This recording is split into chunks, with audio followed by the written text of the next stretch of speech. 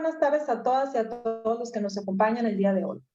En representación del licenciado Rafael Acuña Griego, magistrado presidente del Supremo Tribunal de Justicia del Estado de Sonora, de la Vicepresidencia de la Federación Iberoamericana de Abogados Región Noroeste y de la Universidad La Salle Noroeste, su servidora, en mi carácter de Directora General de Formación, Capacitación y Especialización Judiciales del Instituto de la Judicatura Sonorense, les damos la más cordial bienvenida a la continuación del primer ciclo de conferencias internacionales 2022. El día de hoy contamos con la presencia del licenciado Rafael Ángel Rodríguez Salazar, quien nos acompaña virtualmente desde Costa Rica y que nos compartirá el tema de la lógica de la compensación en la ejecución ilícita de la pena privativa de la paz. A continuación, me permitiré dar lectura a currículo sintetizado del licenciado Rafael Ángel Rodríguez Salazar. Él cuenta con estudios para universitarios como investigador profesional criminológico en el Colegio Universitario de Cartago. Es licenciado en Derecho por la Escuela Libre de Derecho y Universidad Panamericana. Cuenta con especialidad en daños por la Universidad de Salamanca, España. Tiene especialidad en Derecho Laboral por la Universidad de Costa Rica. Es técnico en control de pérdidas por el Consejo Interamericano de Seguridad. Es instructor en técnicas avanzadas de policía por la Universidad del Sur de Florida y la Universidad de Costa Rica. Es técnico en elementos de educación de adultos de la Escuela Judicial del Poder Judicial. Técnico en módulo de principios de administración por el Instituto Nacional de Aprendizaje.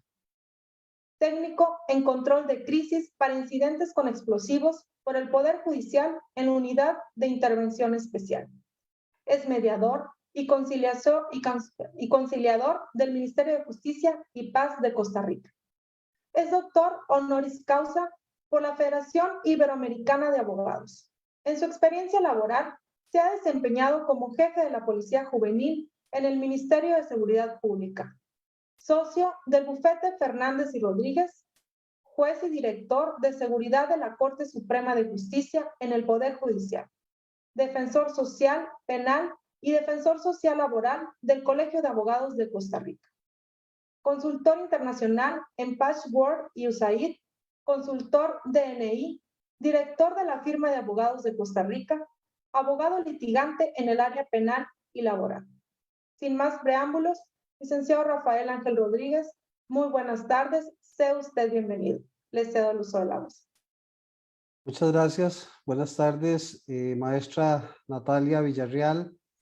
Es un honor para mí, aquí en Costa Rica, poder participar en este ciclo de conferencias internacionales organizadas por el Poder Judicial del Estado de Sonora y por la Federación Iberoamericana de Abogados. Agradecer la invitación que se nos ha hecho y esperamos que esta cuarta conferencia que se ha generado el día de hoy o que se genera con un tema un poco desconocido o poco tratado en muchas ocasiones, sea de ayuda y de colaboración para las personas que aquí nos acompañan hoy día. Voy a permitirme compartir pantalla. No sé si se ve la pantalla directamente. Sí, perfectamente. Perfecto, muchas gracias. Muy buenas tardes a todas las personas que ya se encuentran conectadas en esta conferencia. Voy a tratar de dar una explicación breve de los temas a tratar en relación con el tema que hemos traído a la mesa para discusión de todos los participantes. Perdón un momentito, pero lo que quiero es tratar de quitarme. Ok, ahora sí. Cuando me pidieron un tema en el área penal, en Costa Rica, yo soy uno de los abogados que me he dedicado a trabajar el tema de la ejecución de la pena. Con normalidad, en los procesos penales, judiciales, los abogados que ejercemos la defensa, nos quedamos en el proceso con la condena que se le ha impuesto a una persona que ha sido sentenciada y que se ha demostrado pues la responsabilidad de esos hechos, y nos olvidamos en muchas ocasiones de que esta pena privativa de libertad que se da tiene que cumplirse en algunas condiciones que establecen no solamente el ordenamiento procesal penal de cada país, sino que establece la Constitución y establecen los diferentes tratados internacionales y la Corte Interamericana de Derechos Humanos ha establecido.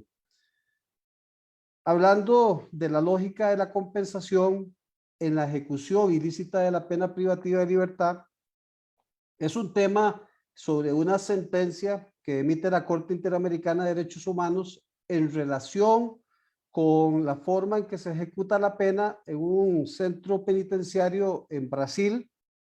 y bajo el contexto de la forma en que se da esa ejecución de la pena en Brasil, la Corte Interamericana de Derechos Humanos toma algunas decisiones propias precisamente de la forma ilegal o ilegítima en que se da la ejecución privativa de libertad. Cuando nosotros hablamos de ejecución de la pena, estamos hablando de un conjunto de actos atribuidos a los órganos del Estado, facultados legalmente para ejercer precisamente esa ejecución, que tienden a dar cumplimiento dentro de los límites establecidos por la ley y los reglamentos a los pronunciamientos contenidos en el fallo o parte dispositiva de las resoluciones judiciales ejecutables recaídas en un proceso penal. Y cuando se trate de la ejecución de penas privativas de libertad, se deberá tener en cuenta que estas están orientadas hacia la reeducación y la reinserción social de los condenados. En Costa Rica, en el momento en que se establece la firmeza de una sentencia penal y se determina que una persona tiene que ejecutar su condena en un centro penitenciario, sea hombre, sea mujer o sea un menor de edad, pasa del Poder Judicial a las órdenes del Instituto Nacional de Criminología, que es un ente adscrito al Ministerio de Justicia y Paz y que está relacionado con la Dirección de Adaptación Social. En este caso, una vez que se ha establecido esta sanción penal, que la persona es puesta a la orden del Instituto Nacional de Criminología, empieza en Costa Rica a generarse esta ejecución de la pena mediante un sistema progresivo de la pena o de cumplimiento progresivo de esta pena. Esto quiere decir de que la persona es privada de su libertad, entra a un centro privado cerrado, porque se está indicando efectivamente de que la persona tiene que cumplir su pena en un centro penitenciario, que en este caso, en primera instancia, podríamos decir es un centro cerrado. Sin perjuicio de que en algunas ocasiones se puedan hacer lo que se llaman valoraciones extra penitenciarias que determinen que la pena impuesta y algunas condiciones que se dan en una persona que ha sido objeto de esa privación de libertad pueda someterse a un sistema penitenciario, ingresando desde su momento a un sistema semi-institucional sin tener que cumplir la pena en un sistema cerrado de una sola ocasión. Esto valorando algunas condiciones específicas. Pero si esta persona ingresa al centro penitenciario, pues esta persona va a tener que ir cumpliendo una serie de medidas, teniendo la posibilidad, como es un sistema de carácter progresivo, de tener la posibilidad de tener beneficios carcelarios o beneficios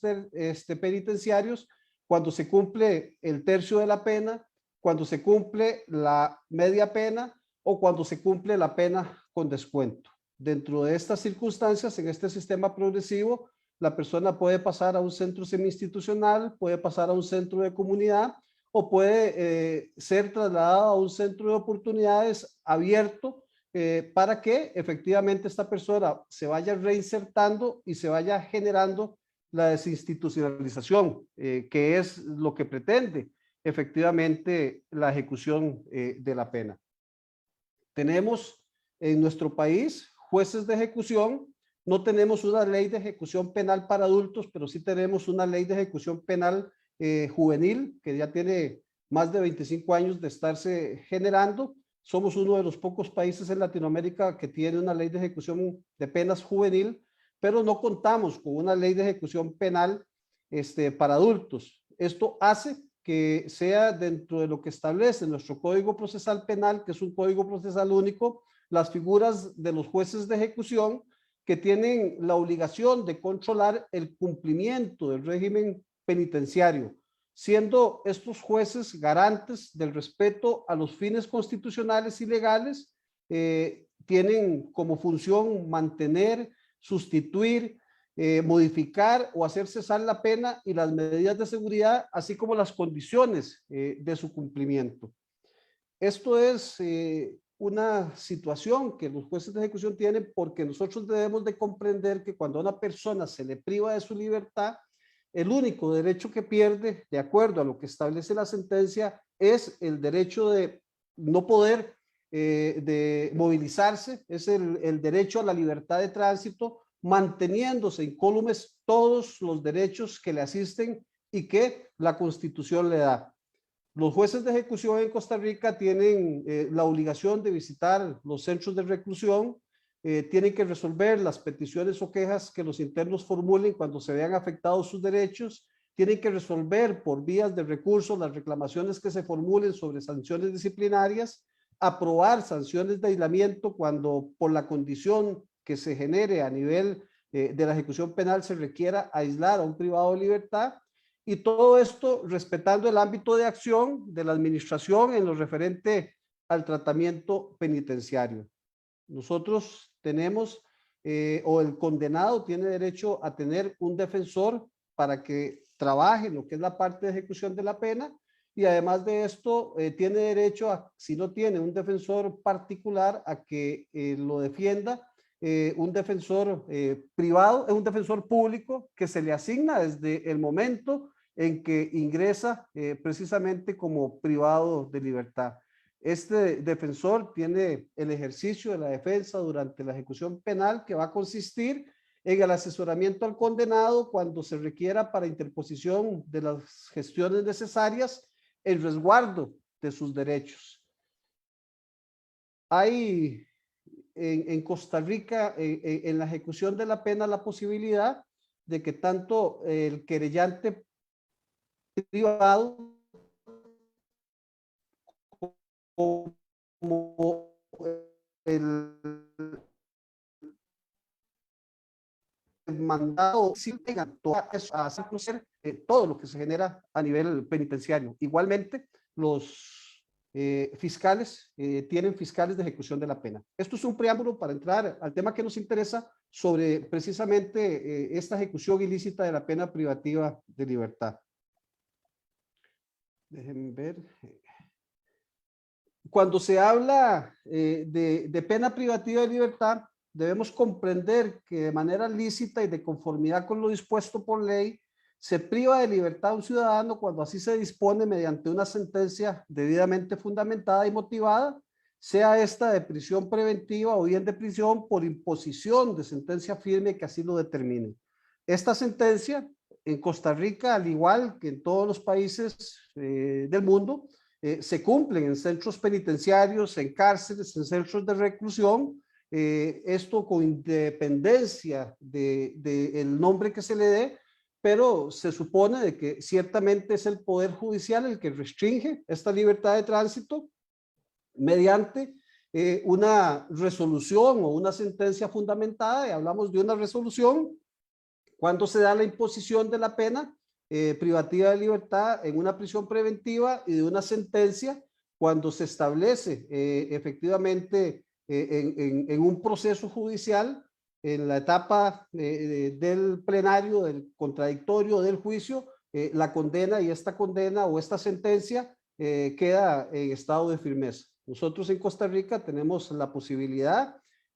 una vez que ha sido sometido un sujeto a juicio, de que esta sentencia tenga un recurso de apelación y que es un recurso abierto, un recurso de una revisión completa de la sentencia por parte de un tribunal de apelación, de un tribunal superior, que inclusive tiene la potestad, en el caso de los motivos que interpongan los defensores o quien recurre, tiene la potestad de hacer una revisión y de oficio, si encuentra alguna violación al proceso o al debido proceso,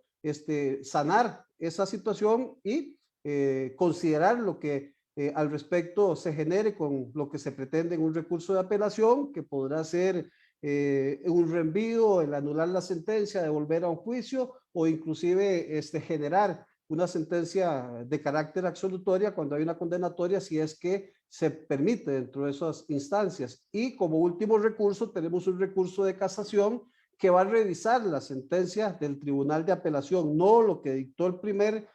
juzgador, sino lo que resolvió el Tribunal de Apelación, por si hay algún defecto en cuanto a eso. Es un recurso un poco más restringido, pero este recurso de apelación nació con una resolución de la Corte Interamericana de Derechos Humanos en el caso Herrera versus Costa Rica, que determinó de que ciertamente en su oportunidad nuestro Código Procesal Penal no tenía un recurso que permitiera hacer una revisión integral de la sentencia y ordenó este recurso de apelación y un recurso de casación, y después fuera de la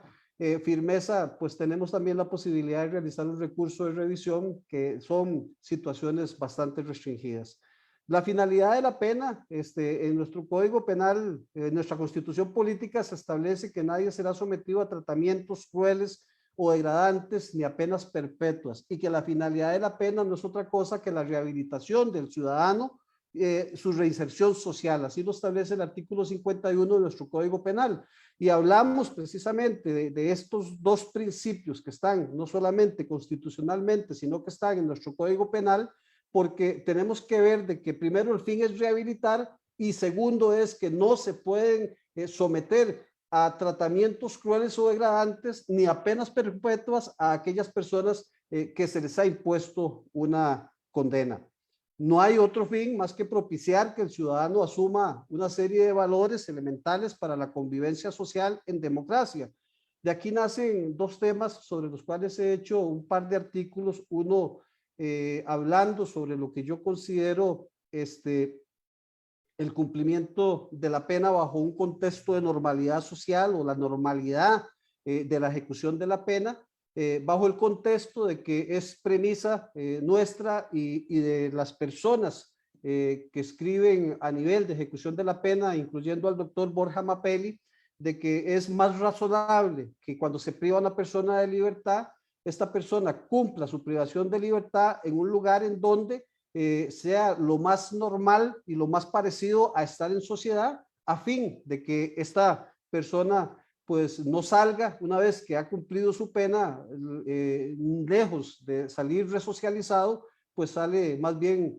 más contaminado. Es claro que las cárceles no rehabilitan, es claro que la historia ha indicado ciertamente de que no existe un proceso de rehabilitación, y por eso es que tendemos a un principio de normalidad y que se busca hoy en día que las prisiones sean un cambio diferente para precisamente procurar mediante la prevención y no la represión el cambio de las personas que desafortunadamente incurren en conductas ilícitas. Sabemos, como lo he dicho, que la cárcel no rehabilita y menos aún no resocializa, pero esto no conlleva a que en el momento en que tenga que ejecutarse una sanción, en los estados no cuenten con esa posibilidad de poder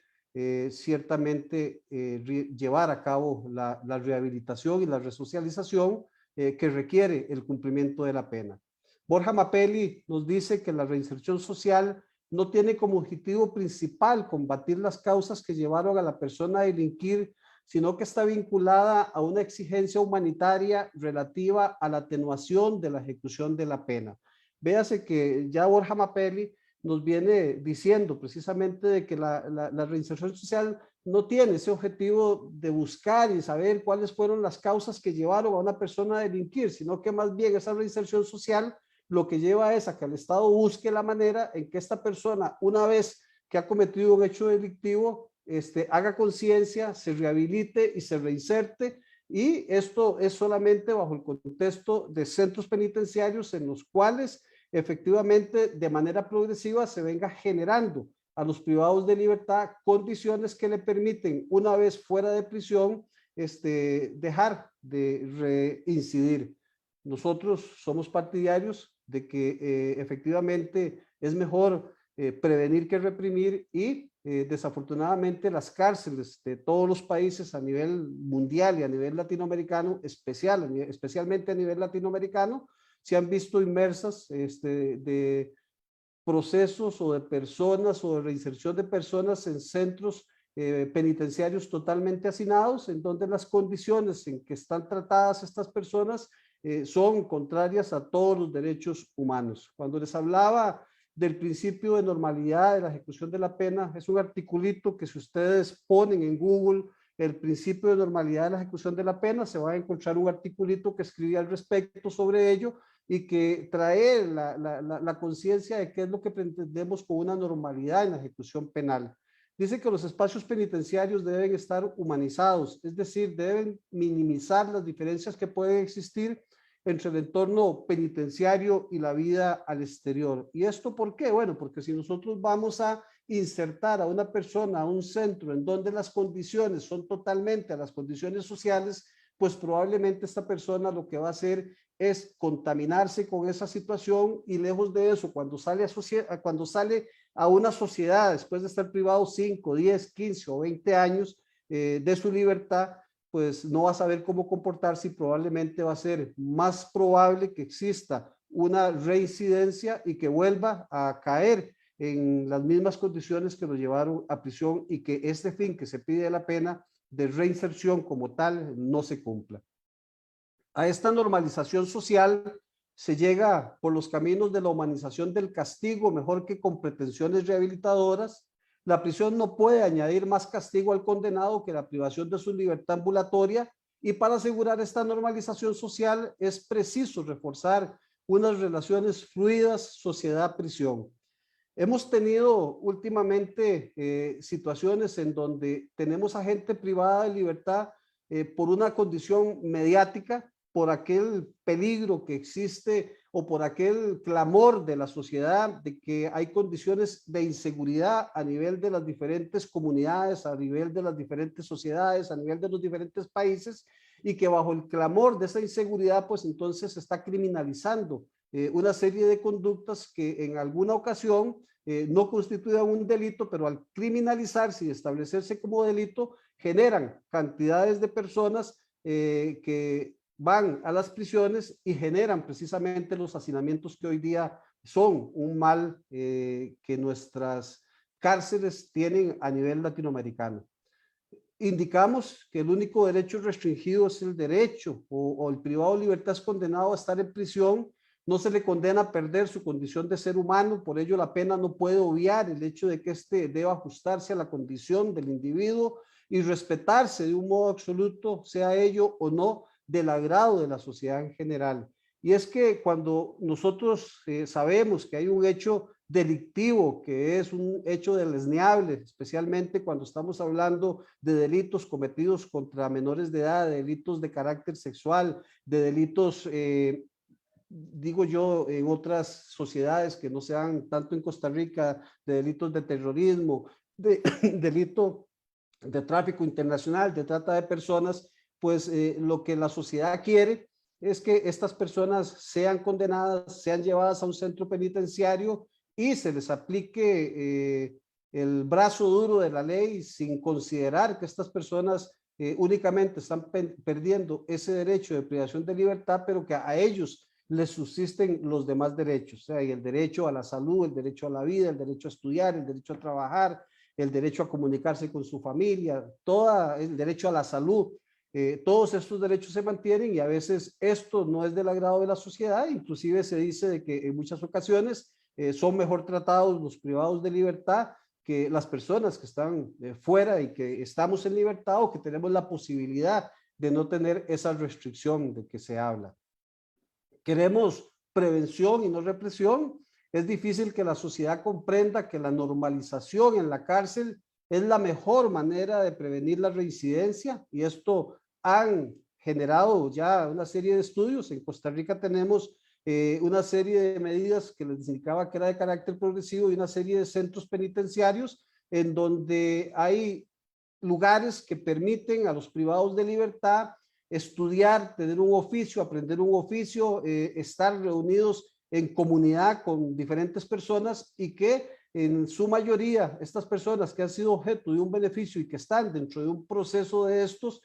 ciertamente tenemos pocos índices de reincidencia una vez que estas personas han dado cumplimiento efectivo a su pena o han dado cumplimiento de una manera progresiva. Por ello es que consideramos que bajo ningún concepto la ejecución de la privación de libertad debe llevar aparejada una forma tal de ejecución en la cual el privado de libertad deba sufrir consecuencias mayores y distintas a las previstas por la ley y los instrumentos internacionales que al respecto la regulan.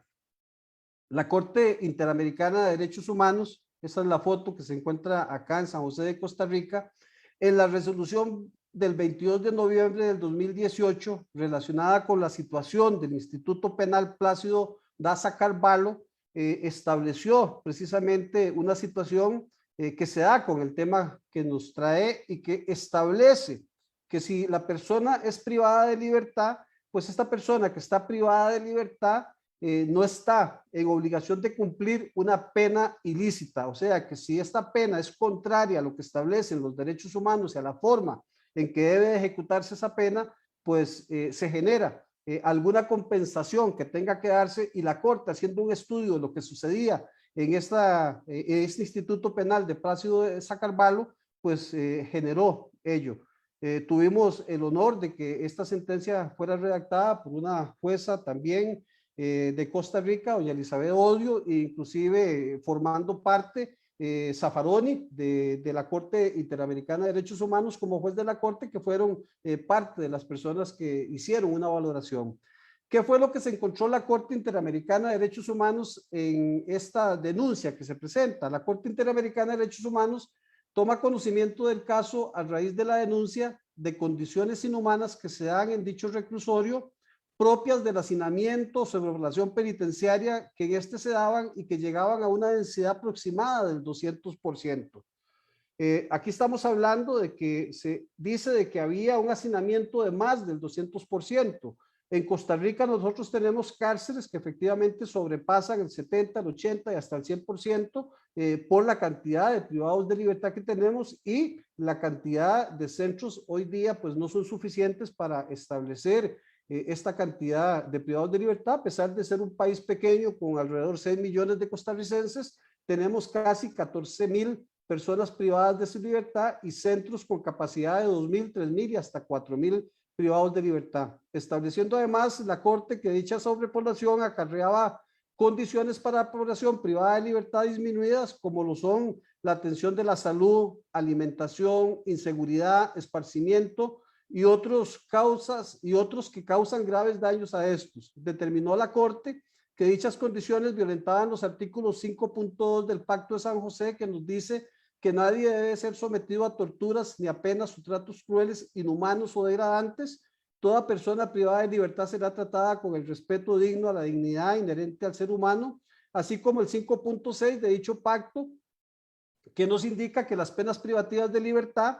tendrán como finalidad esencial la reforma y la readaptación social de los condenados, situación en la que se destaca que en condiciones como las vistas en dicho centro de reclusión nunca se podía cumplir con la reforma y redactación social del condenado. Véase que estos hallazgos de una sobrepoblación, de condiciones inhumanas, violentaban efectivamente todo lo que el Pacto de San José ha establecido. En el numeral 91 de esta resolución se estableció que toda persona privada de libertad y cualquier privación de libertad, aún a título preventivo cautelar, conlleva necesariamente una cuota de dolor o aflicción inevitable. No obstante, esta se reduce básicamente a las inevitables consecuencias de la limitación ambulatoria de la persona, a la necesaria convivencia impuesta por una institución total y al respeto a los reglamentos indispensables para la conservación del ordenamiento interno del restablecimiento. Y el numeral 92 hice un resumen de lo que nos importa para los efectos del conocimiento de esta charla que estamos teniendo. Establece que cuando las condiciones del establecimiento se deterioran hasta dar lugar a una pena degradante como consecuencia de la sobrepoblación y de sus efectos antes señalados, el contenido aflictivo de la pena o de la privación de libertad preventiva se incrementa en una medida que deviene ilícita o antijurídica. Aquí es en donde la Corte Interamericana de Derechos Humanos, después de ver los hallazgos que se tenían en esta prisión y de ver las condiciones inhumanas en que estaban los privados de libertad y hacer un análisis de lo que establece la normativa nacional, la normativa constitucional, la normativa internacional, los tratados internacionales, las reglas mínimas para el tratamiento de los delincuentes de las Naciones Unidas, dicen que precisamente cuando se genera alguna violación, no solamente por la situación de sobrepoblación del hacinamiento, sino por la misma falta de condiciones hacia otros derechos que tienen los privados de libertad, pues esta privación de libertad deviene en ilícita o antijurídica. De ahí el título que se habla de la compensación de la ilícita ejecución de la pena privativa de libertad. Entonces, determina venido a ejecutar la ejecución en el centro y bajo ese contexto establece alguna situación que se tiene que generar. ¿Qué parámetros consideró la Corte para establecer las condiciones a las que llegan este proceso? Dice que en este sentido, para determinar si un centro penitenciario sufre un hacinamiento crítico, se ha recurrido a los parámetros fijados por las reglas mínimas de las Naciones Unidas para el tratamiento de los reclusos y a las recomendaciones del Comité Europeo para los problemas criminales, de las cuales se extrae que existe un hacinamiento crítico cuando hay densidad superior o igual a 120 detenidos por 100 lugares realmente disponibles, de manera que existe un hacinamiento crítico cuando la población penitenciaria supere en un 120% la capacidad locativa o la infraestructura del respectivo centro penitenciario. En este sentido, hay que ver las resoluciones 2012-11-765 y la 2012-7488-2000 del 25 de agosto del 2000. La Corte está estableciendo parámetros para los efectos de saber cuándo el hacinamiento genera efectivamente una condición que puede ser calificada como ilícita para los efectos del cumplimiento de la ejecución de la pena. Tiene como precedentes la Corte Interamericana en esta sentencia, una sentencia de la Corte Constitucional de Colombia que ante una situación similar resolvió que una persona privada de libertad no adquiere un derecho constitucional a ser liberada por el hecho de haber sido destinada a un lugar de reclusión que se encuentra en situación de hacinamiento y que supone de por sí un atentado a la dignidad humana. Tiene como precedente una sentencia de la Corte Suprema de los Estados Unidos en referencia a los casos Coleman Brown y Plata Brown, en los cuales se demostró a nivel judicial que los problemas de hacinamiento en las prisiones de California tenían una sobrepoblación superior al 200% de densidad y consecuentemente los presos con enfermedades mentales graves no recibían atención mínima y adecuada, y además que las deficiencias de la atención médica en las prisiones violaban la octava enmienda de los presos y se dispuso tomar medidas de descongestionamiento razonables. Tuvo además como precedente una sentencia del Tribunal Europeo de Derechos Humanos en el caso Torreggiani y otros versus Italia, en los cuales el tribunal indicó, el tribunal señala que por lo general la privación de libertad implica ciertos inconvenientes para el recluso. Sin embargo, recuerda que el encarcelamiento no hace que el prisionero pierda los derechos consagrados en la convención. Por el contrario, en algunos casos, la persona encarcelada puede necesitar más protección debido a la vulnerabilidad de la situación y porque está totalmente bajo la responsabilidad del Estado. Dicha sentencia motivó en Italia un amplio debate sobre las decisiones a tomar de acuerdo a las recomendaciones dadas, motivando penas no privativas de libertad, reformas procesales, derogación de presunciones de peligrosidad, detención domiciliar, todas tendentes a la excarcelación y reducción de privados de libertad. ¿Qué fue lo que estableció la Corte en esta sentencia cuando habla de una compensación a la ilícita ejecución de la pena? Dice que con estos precedentes emite la Corte Interamericana de Derechos Humanos una sentencia en la cual considera que por estarse ejecutando la pena privativa de libertad de manera ilícita, debe realizarse una compensación a quien la está sufriendo, disponiendo en dicho caso que por cada 2 días de pena ilícita sufrida en condiciones degradantes se les reconozca un día de prisión para con ello aminorar el cumplimiento efectivo de ejecución de la pena. véase que la Corte Interamericana de Derechos Humanos lo que hace aquí es realizar un análisis y decir, ciertamente estas personas que estaban en este centro penitenciario estaban obligados a cumplir una pena, pero esa pena la tenían que cumplir de manera lícita. Si las condiciones eran ilícitas, si las condiciones eran infrahumanas, pues a todas estas personas que estaban sometidas en esta prisión bajo esa condición inhumana, la Corte ordenó que se les debía de compensar su condena aplicando lo que en Costa Rica, perdón, en algún momento se llamaba el 2 por 1 cuando la persona trabajaba y con el trabajo descontaba, con 2 días de trabajo descontaba 1 día de prisión. Aquí lo que se dijo es que estas personas se iba a determinar cuánto tiempo tenían de estar privadas de libertad, si en esa condición, en ese tiempo, estaban en condiciones ilícitas y se iba a aplicar un 2 por 1 para efectos de reducir y compensar esa ilicitud de la pena que se tenía en ese centro. ¿Qué dispuso? Dispuso en el numeral 121, en principio y dado que es innegable que las personas privadas de libertad en el Instituto Penal Dado Carballo pueda estar sufriendo una pena que les impone un sufrimiento antijurídico mucho mayor que el inherente a la mera privación de libertad, por un lado resulta equitativo reducir su tiempo de encierro, para lo cual debe atenerse a un cálculo razonable, y por otro, esa reducción implica compensar de algún modo la pena hasta ahora sufrida en la parte antijurídica de su ejecución.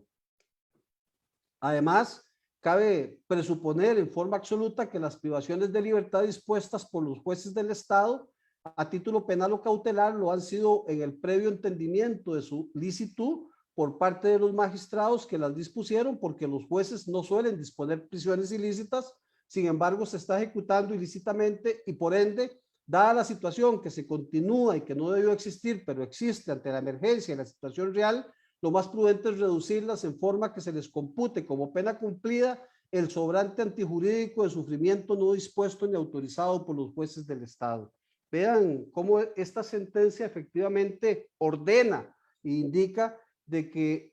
se tiene que dar una compensación y se tiene que imponer para los efectos del Estado que vulneró esos derechos de los privados de libertad un control adecuado y como tal impone una sanción.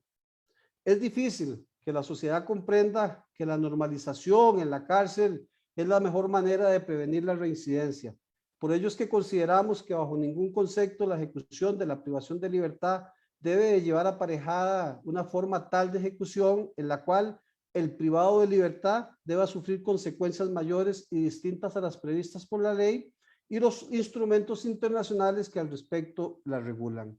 Este es el tema que quería compartir con ustedes, agradeciendo desde ya la invitación que se nos permitió y agradeciendo sobre todo exponer un tema en el cual en muchas ocasiones ciertamente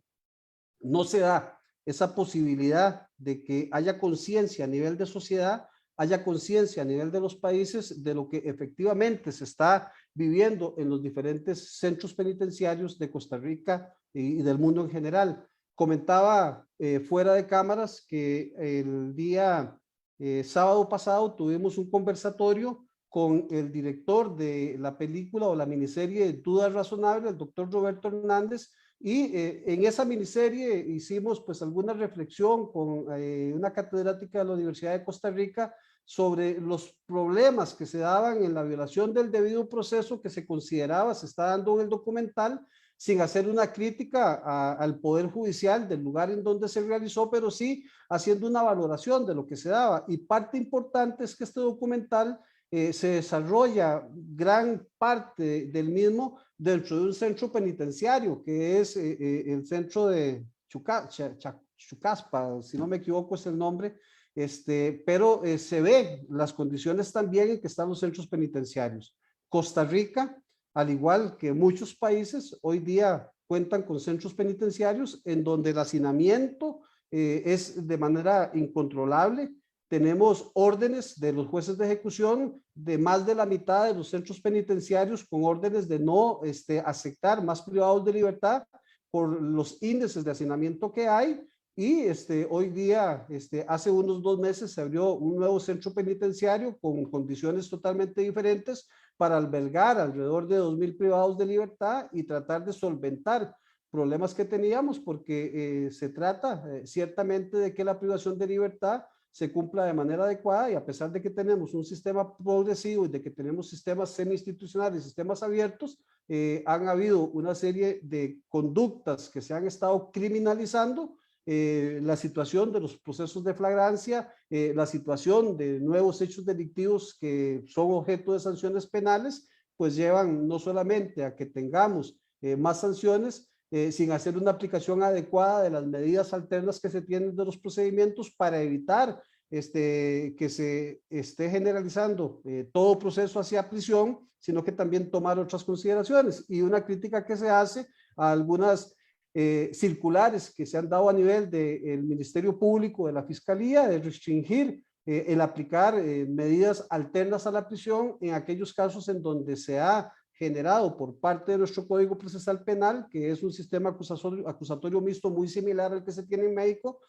aquella posibilidad de tener procesos terminados mediante conciliaciones, mediante reparación integral del daño, mediante procesos abreviados, mediante la suspensión del proceso a prueba, pero que el Ministerio Público, bajo una política de criminalización o políticas criminales por el clamor de la sociedad de que se están dejando a muchas personas fuera de prisión, que cometen hechos delictivos y que no se les lleva a la prisión sin saber de que efectivamente estos procesos pueden generar otro tipo de medidas, han hecho que tengamos un problema de hacinamiento carcelario. Y qué más decir de una gran cantidad de presos sin condena, de personas que tenemos en prisión preventiva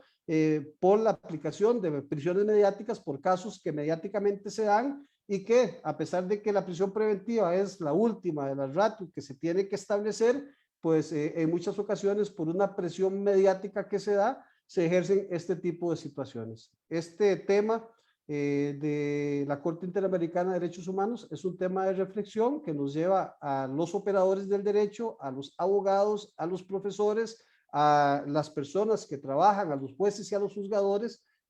a los ministerios públicos, a pensar de que ciertamente si prevenimos, tenemos mejores posibilidades de que las condiciones que se dan de violencia, de delictiva, pueda disminuir. Yo sigo bajo el contexto de que es mejor prevenir que reprimir. Muchas gracias. Si hay alguna consulta, estamos para servir. Muy bien. Pues licenciado Rafael Ángel Rodríguez Salazar, en representación de nuestro magistrado presidente Rafael Acuña Griego, de la doctora María del Carmen Flores López, en su carácter de vicepresidenta de la Federación Iberoamericana de Abogados y de la Universidad La Salle, ambos región noroeste, se le extiende una felicitación por su generosa intervención en este primer ciclo de conferencias internacionales 2022. Valoramos mucho su tiempo y que haya compartido con nosotros este tema tan interesante que nos da mucho a reflexionar. Ojalá que muy pronto nos acepte otra invitación. Muchas felicidades. Muchas gracias, maestra Natalia Villarreal. Estamos a sus órdenes. Le indiqué a la señorita Karina Bracamontes que les iba a pasar el link del conversatorio que tuvimos sobre duda razonable y presunción de inocencia, a efectos de que ustedes lo puedan compartir y también esto sea una reflexión para los operadores del derecho. Muchas gracias y estamos a las órdenes, no solamente del Poder Judicial del Estado de Sonora, sino de la Federación Iberoamericana de Abogados, un ente en el cual nosotros nos hemos visto inmersos desde hace más de 4 años. Tengo la vicepresidencia a nivel regional acá en Costa Rica y luchamos por lo que yo digo en una asociación que representamos, la Asociación Internacional de Profesionales en Derecho. Somos una vacuna contra la mala praxis legal. Eso es lo que queremos hacer, y este tipo de conversaciones, este tipo de conferencias de carácter internacional en donde tenemos un derecho comparado, el conocimiento de otras ramas del derecho, nos permiten cada día nutrirnos de mejores conocimientos para ejercer un mejor derecho para todos los costarricenses, para todos los ciudadanos que piden justicia pronta y cumplida. Perfecto. Licenciado, si gusta compartirnos su página de YouTube para que puedan consultarlo aquí en nuestro público. Sí, les decía, a mí me van a encontrar como Rafael Rodríguez Salazar en redes sociales y el YouTube aparezco como la firma de abogado serio, como licenciado Rafael Rodríguez Salazar. Me va a encontrar en Instagram, me va a encontrar en YouTube y me va a encontrar en TikTok. Normalmente en el YouTube tenemos una serie de conferencias, inclusive por ahí tenemos una con el doctor magistrado Jesús Martínez Garnelo sobre presunción de inocencia. Él nos ha dado ya varias conferencias aquí en Costa Rica y tuve la venia de prologarle uno de sus libros que es de gran utilidad ya en México. Muchas gracias. Perfecto.